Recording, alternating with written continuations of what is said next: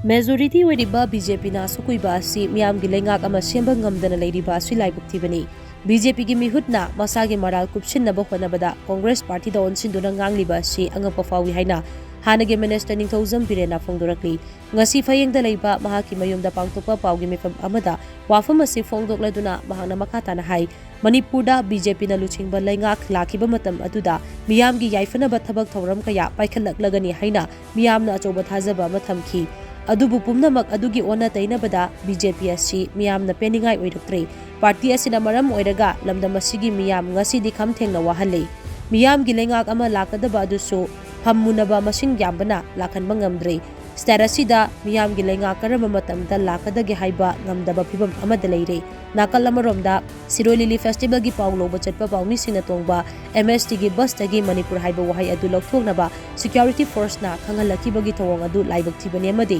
makatana sigumba thongdok singa si thoktanaba mari leinaba singna jackson thorang lokhatpagi tangai fadaba lei hainasu mahangna makatana phongdokhi pangedaba BJP sarkar lakhre BJP sarkar na majority oiduna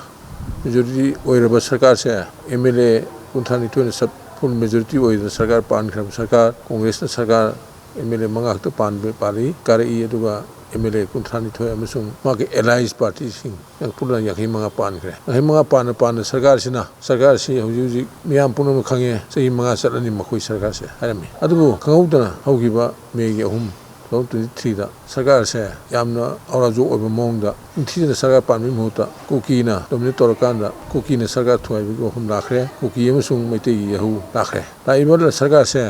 mas hauji le sarkar se yamna nithija sarkar pan ge dabada ona tene sarkar on khre